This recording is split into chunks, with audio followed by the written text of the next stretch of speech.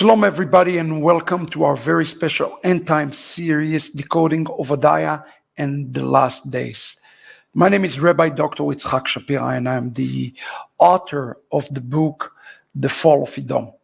What we're doing with you in this series, every week we come together and we're decoding one verse in The Fall of Edom.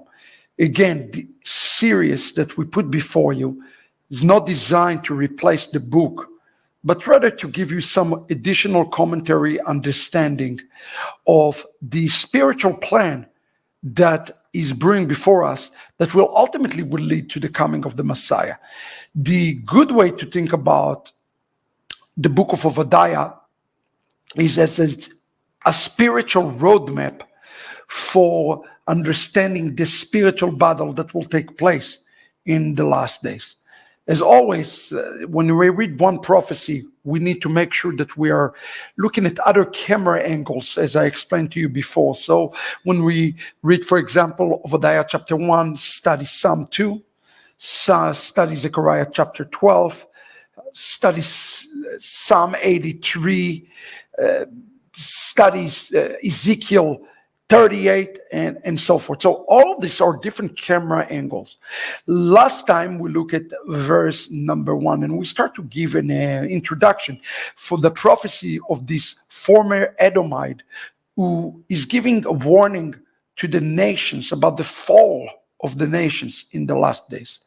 In today's second episode titled Chushim, we're going to be looking through verse 2 in this game plan, the spiritual game plan that God is devising. Now, it's important to understand that throughout all this plot of Satan, Hashem is still in charge, he's still in control, he's still one step ahead of the enemy in understanding what is the plot, and God set him up to his final fall and final destruction.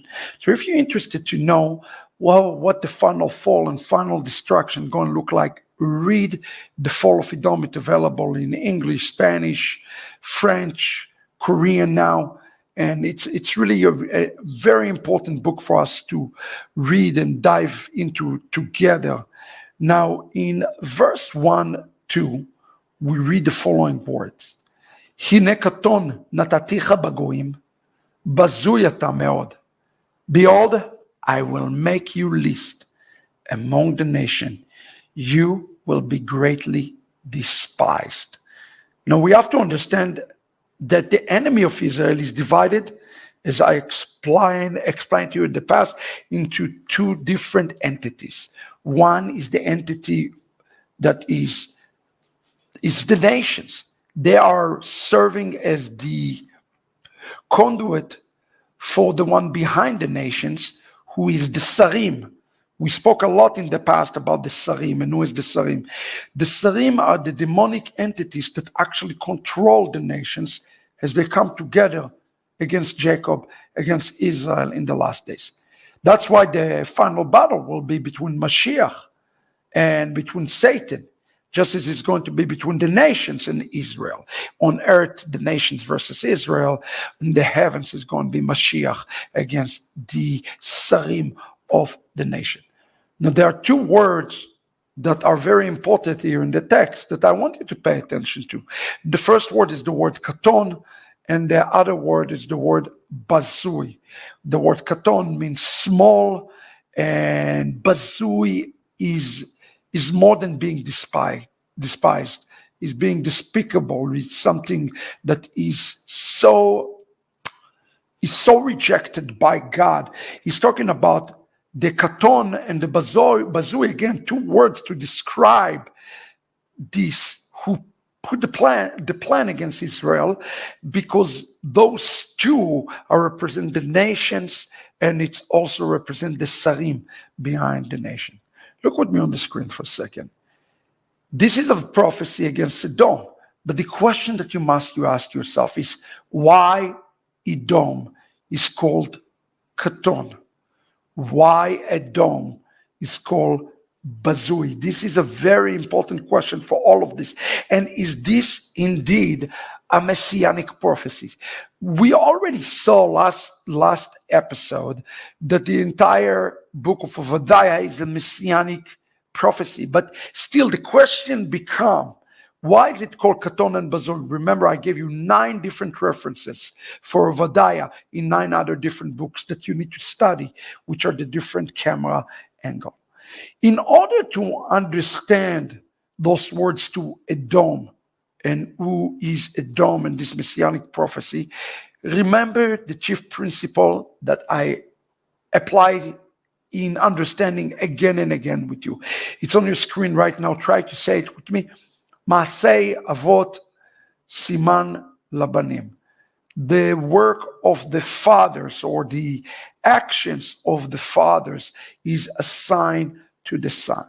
Okay, so first of all, we have to understand something, that if we are to understand any verse in Ovadiah 1:2, we have to start with the frame thought that this is already took place in the past, and specifically with Yaakov and Esau.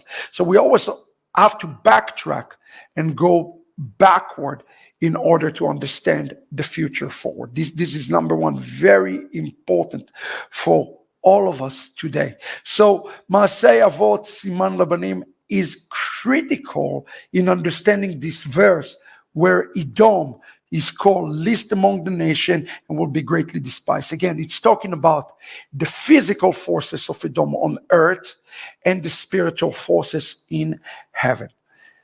In a matter of fact, to understand it in context, I wrote this for you as a chief rule, just to keep us on the right track. Listen to what it says. Starting in Ovadiah 1:2, the prophet explained that the fall of the Sarim of Edom above and the nation below who gathered against Jacob. So the Ramad make this point here. And in verse 1:2, he says that the prophet is coming to explain to us that the complete fall of Edom. How is Edom will fall, and who is Edom represent? Again, it's represent both the Sarim above and the nations below. The first thing that is going to fall is the nations below. Okay, with a physical war here on earth, but that is going to lead to the ultimate fall of those who are behind the nations below, which is the Sarim above. So the Ramad explained to us that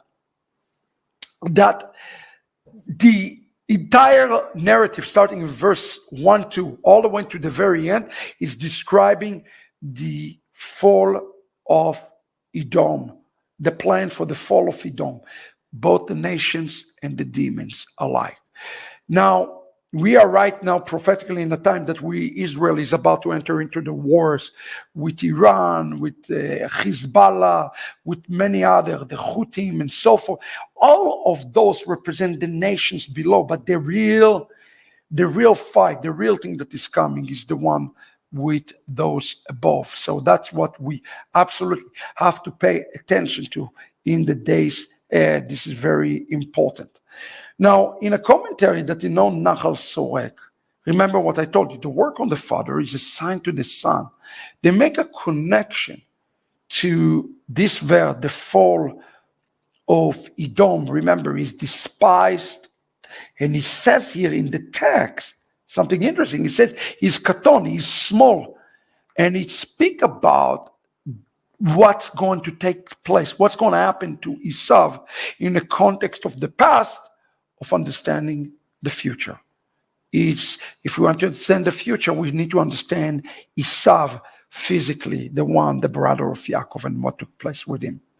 In Nachal Sorek we read, the commentators explain that during the burial of Yaakov our father in Machpelah cave, Esau delayed the burial of Jacob. Chushim, who is the son of Dan, came and cut Esau's head. Furthermore, his feet were also cut. He stayed only with his body. And this is the reason for the word least, as he was without head and without feed, and he was greatly despised. You see, the word here in Hebrew, in Ovadiah chapter 1, verse 2, greatly despised, he's talking about the future of Edom, both on earth and in heaven.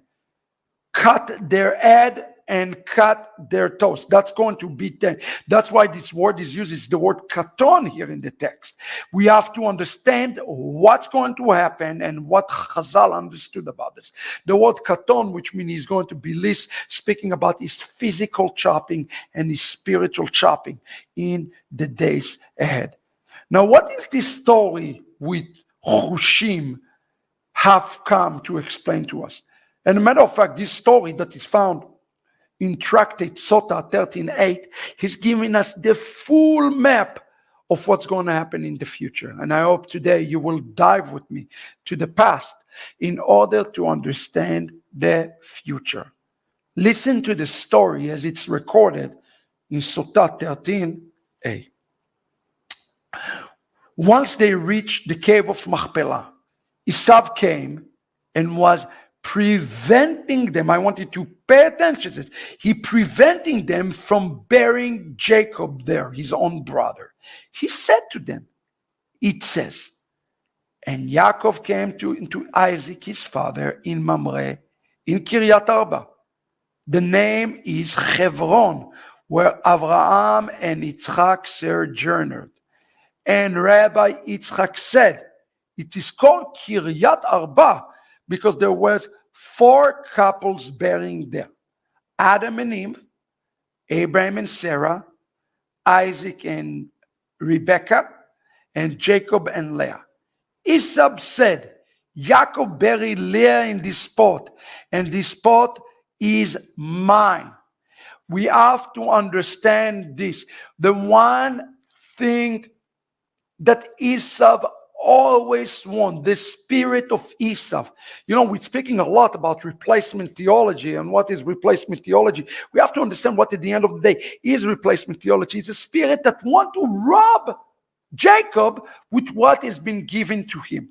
So replacement theology, for example, is also a spirit of Esau. Why? Because it seeks to take what's belonged to Jacob, not to just replace it, but to take it forcefully. And according to the Midrash, that is a picture of Ovadiah 1:2. Sota 13, according to the rabbis, is the future that is connected to Ovadiah 1:2. So pay close attention to that. So he came and said to his own nephews, no. It belonged to me. He said to the son of Jacob, no, this belonged to me. Good old uncle Esau said to them, no, you cannot bury Yaakov there. Listen to the continuation of this story as it is recorded in Sota 13. The children of Yaakov said to Esau, you sold your birthright, your rights to Yaakov. Esau said to them, though I sold the birthright, did I also sell the rights to the burial site as an ordinary brother? The brother said to him, yes, you have also sold to Yaakov this right, as it is written, that Joseph stated, my father made me swear, saying, behold, I die. In my grave that I have dug, Kariti, for me, in the land of Canaan, there you will bury me. Genesis 50, verse 5. And Rabbi Yochanan says, in the name of Rabbi Shimon ben Yotzadak, the word kira, meaning burial in this verse, is nothing other than the word sale. Mechira, kira, from the word mechira, sharing a similar root, because in the cities overseas, they call the sale kira. In essence, according to Bereshit, chapter 50, verse 5, it was the burial rights that also were passed to Yaakov. But Esau was refusing to do this. Now, you probably wonder, what that have to do with Ovadiah 1:2? Patience, we are getting there. It's important for us to note this. Remember what he says. It says in Ovadiah 1:2 that he's become katon, without head and without feet, stripped from the nations and stripped from the sarim. Remember that? Well, pay attention to the rest of the story. He delayed the burial of Yaakov, our father. Next slide. It says, Esau said to them, bring the bill of sale to me. You can't prove your claim, meaning they said to him, the bill of sale is in the land of Egypt. They said, and who will bring it? Naphtali will go, for he is as fast as a doe, as it is written. Naphtali is a doe let loose. He give goodly word. Genesis 49:21.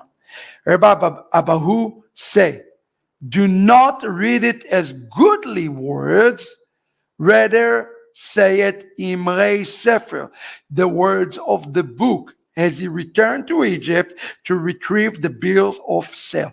Are you catching it? Esau is trying to cheat now his own nephews from burying their father. So he says, show me the bill of sale. And what ended up happening is they sent Naphtali to bring the words of the book. He was the fastest of the fastest of the fastest of one. But something happened when Naphtali went to bring this bill. Listen to what's the Sotah, Tractate Sotah 13a recorded. It says this. The Gemara relates, Chushim, the son of Dan, was there, and his ears were heavy, meaning he was deaf. He was heavy of hearing. He said to them, what is this? The delaying the burial of Yaakov. Remember, that's his grandfather. And they said to him, this one, Esau, is preventing us from burying Yaakov until Naphtali come back from the land of Egypt with the bills of sale.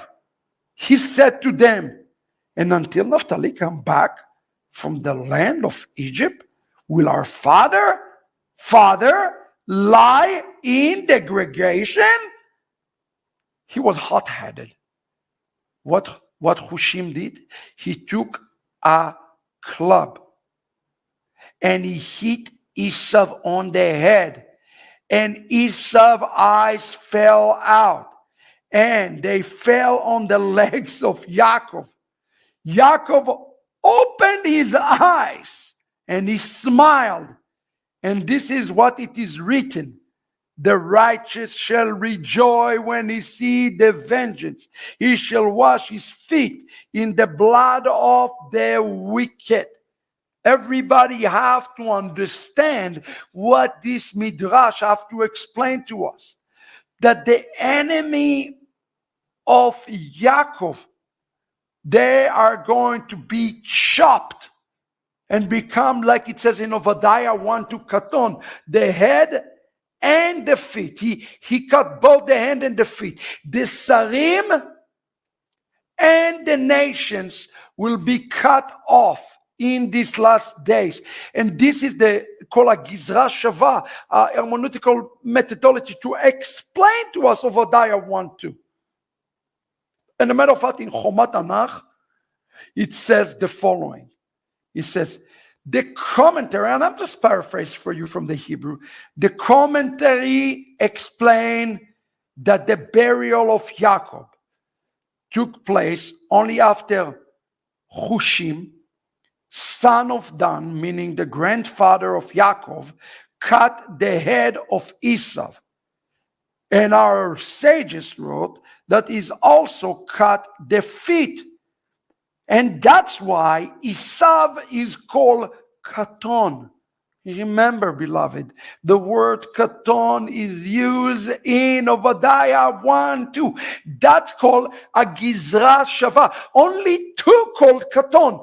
Esau called katon in the Torah from what Chushim done to it. And Satan here is called katon in Ovadiah 1:2. That's called a Gizra Shava, when the same word speak about the same person. That's what it says, that in the future, the Sitra Achra, Satan, look at this, the Sitra Achra will have their legs broken during the time of the Geulah. And that's why Satan is called Katon Nataticha. Why? Because the Goel Israel is coming. Ve'ifrei Yesha Goel Israel. This person who is going to be coming is none other than Goel, and his name is Chushim, which is amazing. The word Chushim in Hebrew is related to the word Hachisha, the hastener, this hastening that is going to take place. Now, I hope I haven't lost anybody today. This is just such a wonderful shiur.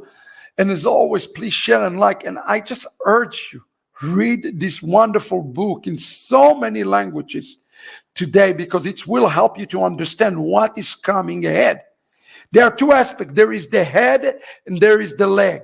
The leg represents the nations below. The head represents their spiritual head, which is the Sarim. I hope everybody is following this and everybody is understanding. Both is going to be dealt by the Chushim. And Yaakov was resurrected, which speaking about what will take place when Satan and the armies of Satan will be dealt with. Yaakov will open his eyes and will be resurrected. Now listen to what I wrote in the Fall of Edom, and the understanding that the Ramad had. What a brilliant understanding. He said, when God wishes to judge a nation and hand it over to the enemies or persecutors, he removed its heavenly mantle to uproot it, as much as it was respectable before.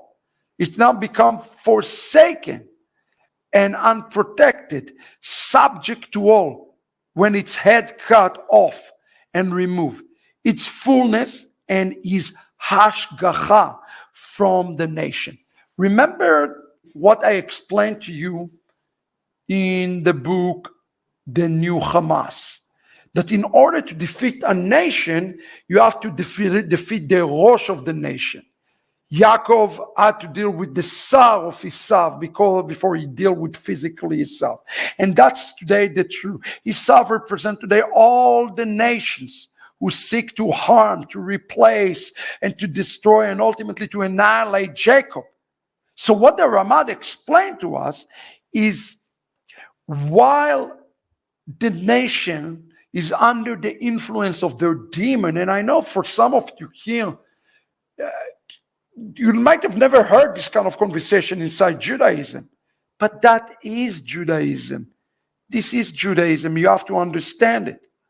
That Judaism teaches us this exact concept, that in order to deal with the nations, we have to first uproot their Sar. Why? Because when they have the supervision of the Sar, they're protected to a degree. When you are under a demonic influence, you are protected by the demon to a degree. Therefore, what's going to have to take place is the supervision of the demons have to be lifted up, meaning the destruction of the demon will come, and then the nations will be exposed. If you remember the movie Lord of the Ring, the moment that Frodo took the ring and threw it to the lake of fire, all those demons were exposed, and they perish. All those armies, they perish. And that's a good way for us to understand it and look through all of this, okay? So please make sure that you understand it. So in verse 2, what we're talking about really is the beginning of the lifting of the supervisions upon the nations. Their supervision is destroyed because the Sar is being handled, and in a minute we'll see how. And that means that the nations are now wide exposed for Israel. You see, but here in the text, and we need to make sure that we understand it. There is, he says, "Hine katon ataticha bagoyim, bazui atam." He's thinking he's great. You see, Edom is still thinking he's in greatness. He thinks he have opportunity to win here. But when the supervision is being lifted up, he's nothing but a katon. Why? Because his head. That's what mean a katon. One that his head is cut off. It's mean he have no spiritual coverage. The rabbis connected it to Song of Song 2:15, where it says, "Achzu lanu shualim, shualim ktanim, mechablim, kramim, ukarmenu smadar." Catch to us the little foxes, the ruiners of the vineyard, for the vineyard is in blossom. You see, in the eyes of God, they are just like a tiny little foxes. That's all what they are, a tiny little foxes. And it's interesting that they call here in the text, mechablim. Do you know what the word in Hebrew for mechablim? The word in Hebrew for mechablim is the word terrorists, terrorism. The Hamas is called mechabel. Hezbollah is called mechabel. This is a direct prophecy about terrorism in the last days. They think they're great, and they're doing terror attacks, and they're doing terrorism, and they do all those terrible things against the vineyard. Who is the vineyard? The vineyard represents the Jewish people, brothers and sisters. The vineyards represent Israel. They think they can actually defeat them. But to Hashem, they are little foxes. They try to ruin the vineyard, but they will not be successful because the vineyard belongs to the Lord. We have to understand this. It's called little foxes, but in his mind, you see what he does. Did you see the picture of the tunnels in Lebanon? My goodness, with these rockets and the songs, kill the Zionists, kill the Zionists. And they really believe they can kill the Zionists, but they're just little foxes. And everybody needs to understand that today. We do not need to bow down to little foxes. And that is the real downfall of Edom. He have an elevated opinion of himself. The Ramad explained that he have a syndrome of self-greatness. He thinks he is greater than it is. And the Midrash has explained to us that in his commentary on Song of Song, and it says, and I quote, "The Holy One, blessed be he, said, the wicked Esav, his father called him great, Gadol, as it is stated. He called his elder Hagadol, Esav." In Genesis chapter 27, verse 1, Esav called Hagadol. And I want to tell you something. Who is calling him Hagadol? It is his own father. God help us. God help the Jewish people if we ever respect our enemies with the word Hagadol. That is when Israel can fall. If we give this type of credit to the enemies of Israel, never we should relate to them with the word Hagadol. But here in Genesis 27:1, again, I want to stress it to you that the works of the Father is the signs to the sons. There is a musar here for us that we must take into the account. He called his elder Hagadol. His mother, Sarah, called Esav great, as it stated, the garment of Israel, her elder, or Hagadol's son. It's not mean elder, it's mean the great son, the mighty son, the powerful son. And that's something that Hashem is going to do. He's going to take the Gdulah of the nation. He's going to cut their head, and he's going to bring them to their feet. of the nation of Israel and to the Jewish people, this tiny little nation of Israel, going to see that the head of Esav, like in the case of Chushim. What an incredible thing for us. The Holy One, blessed be his name, said to them, if in your eyes he is great, in my eyes he is small. As stated, behold, I made him small among the nations. Do you see the connection? God said, whatever you, Israel, call great, I am going to call small and insignificant in these last days. I want you to hear what I am telling you today.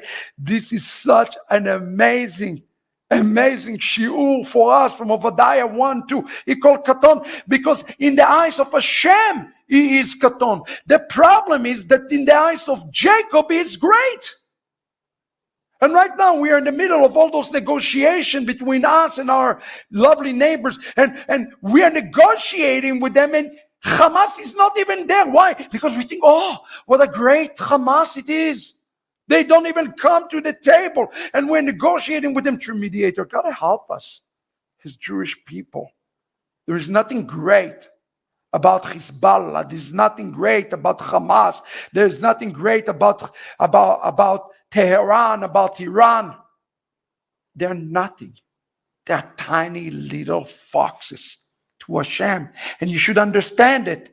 What is the chief spirit that operates? Look at your screen. What is the chief spirit that operates behind the dome? It is the spirit of pride. It is the spirit of arrogance. They are full of themselves. They actually believe that they can destroy the God of Israel and the Messiah of Israel. What a foolishness is to us. And sadly, some of the nations of the world will want to bow down for this. They're just little foxes. But those little foxes are very harmful.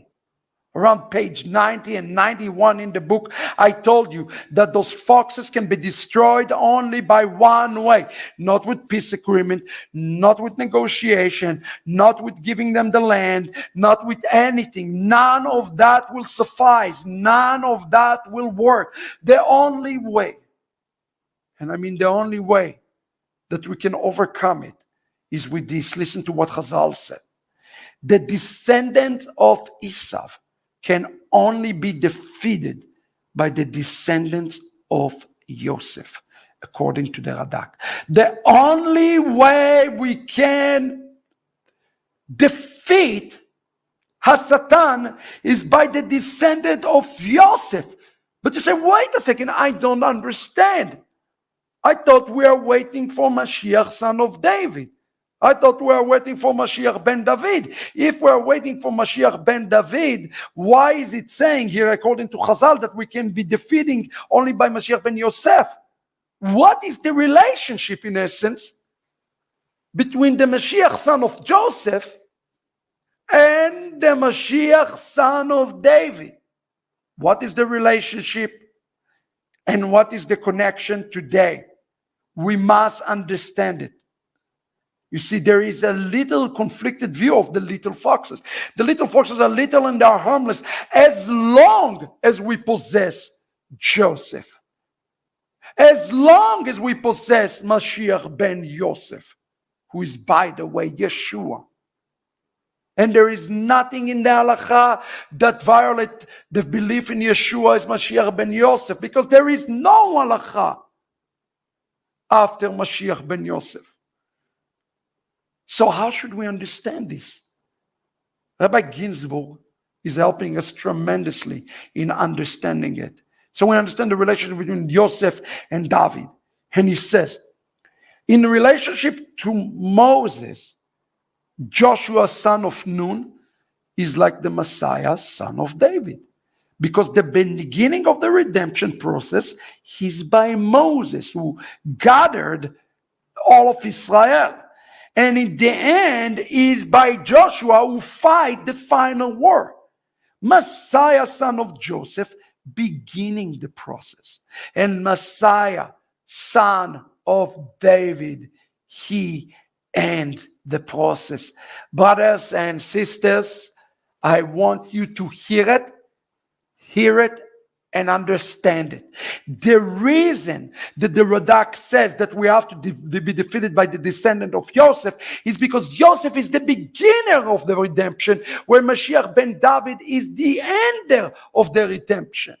And if Mashiach ben Yosef today is with the nations, and Messiah ben David today belongs to the Jews, what we're really seeing here again is a partnership between the Jew and the Gentile. Maybe, just maybe, that's why the prophet Ovadiah, former Edomite, called it the remnant out of Edom, because he understands this under the prophecy of the Holy Spirit. He understands those things.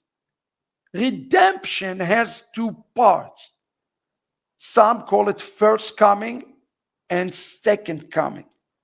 But a better and more appropriate way to understand this is beginning for the phase and ending. When Yeshua says it is finished, and clearly not everything has been fulfilled, it is because this phase of redemption has been completed. Not the full and complete Geulah. It's foolishness to think that. Just read Jeremiah chapter 31 in understanding that it's not been fulfilled yet. It says the following. Let's read together. The spirit of Joseph has to marry itself to David. Who is Joseph and who is David in the final redemption? That is the question that you have to ask yourself. I know who is Joseph. Joseph have children. The name is Ephraim. Just as David have his own spiritual descendant, the Jewish people. And in the Fall of Edom, I explained to you simply and clearly this connection and this relationship. And I said, and let's read together, the implications are clear. Since Joshua, son of Nun, is a direct descendant of Joseph from the tribe of Ephraim, yet he is also represent Messiah, son of David. Since he fought, the Messiah will have two aspects to join themselves together. Ephraim represents the spiritual descendant of Ephraim, the remnant of Rome. In essence, as Ovadiah called the remnant of Edom, to drench themselves with the power of the Mashiach, son of Joseph. Did you understand this, beloved? Joseph, or Mashiach ben Yosef, is both Joshua, because he's physical descendant of Ephraim, but he's also Messiah, son of David, because he fought the war. The Mashiach have two aspects, Ben Yosef and Ben David. It truly is two appearances of the same Messiah in two different faces, in two different phases. Moshe was one phase and Joshua was another phase. But Joshua, who was from the tribe of Ephraim, represents Ben David, because the Mashiach is both. As it says in Isaiah chapter 9:5. A child is born to us, a son has been given to us, but his name will be called. His name is singular, but he has two names, child and a son. How a child and a son can be both? Because he is one with two different appearances. You remember the story that I shared with you a moment ago with the Chushim? It's even give us a greater clue of this revelation. I hope today you really gain understanding of what this is all about. It's about the coming of Ben David, who will cut the head of the serpent one last time, and the nations will be exposed. And Israel will become the nation of priests that he called us to be. Listen to this. This is related to the Chushim story that we read a little bit earlier in Sotah 13. The Gemara explained what honor was accorded to the family of Yaakov, as it is written. And they came to the threshing floor of Atad, which is beyond the Jordan. And they were wailed with a very great soul wailing, and made a mourning to the father for 7 days. That's a Shiva, Genesis 50:10. The word atad is the name of box-thorn bush. And does a box-thorn bush have a threshing floor? Thorns are not collected and eaten. Rabbi Abahu said that that's teaching that they surrounded the casket of Jacob with a crowns. What was around Jacob's burial place? Crowns. And what was kind of crowns? A crowns of thorns. What did Yeshua wore? Yeshua wore a crown of thorns. We have to understand that everybody came around the crown of thorns. But not only the descendant of Jacob came around the crown of thorns. Who else do you think came around the crown of thorns? You see, that's important to understand this. If we understand how the cutting will take place, the chopping of the enemy and who it is. Look what it says. Next slide. Like the threshing floor that is surrounded with box-thorn, because the children of Esau and the children of Israel and the children of Keturah all came to the burial of Jacob. Who is going to come to the burial of the crown of thorns? Who is going to come around the crown of thorns? It's going to be the children of Esau and the children of Ishmael. It's going to be again a remnant from the Muslim world and a remnant from the Christian world who are going to come together. You better believe it, friends, that there is going to be an alliance between the Muslim world and the Western Christian world against Jerusalem. Why did they come to the burial place of Jacob? Because they respect Jacob and they love Jacob and they love Jacob's children. It's a prophecy for us today. Is that the reason that they are going to come for this final ingathering? No! The gathering around Jacob is what's known as Gog and Magog. Look at what it said. Initially, they all came to wage war with the family of Jacob. But once they saw the crown of Joseph, the viceroy of Egypt, hanging on the casket of Jacob, they all took their crown and hung it on the casket of Jacob. A sage thought 36 crowns were hung on the casket of Jacob. This was the great honor accorded to the family of Jacob. You see what is going to happen in the last days, beloved. And we have to understand it. The nations of the world are going to come to fight against Jacob, against the Jewish people. But at this point, they will see Messiah thorn, crown of thorn from the heaven. And when they will see the crown of thorn with the heaven, they will bow down. They will be destroyed, and the remnant will bow down to the 36 crowns that were hung on the casket of Jacob, the crown of thorn.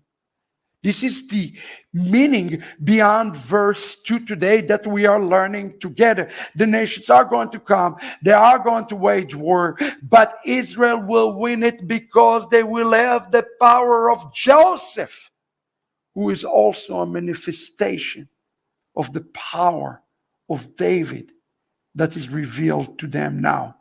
They will know him as David, but they will also recognize him as Yosef. Those will be those 36 crowns of Joseph on the appearance of Mashiach ben David. I hope you enjoy verse 2 today with me as much as I love being with you. Share it, like it, and please read the book. Next time, verse 3. God bless you all and shalom.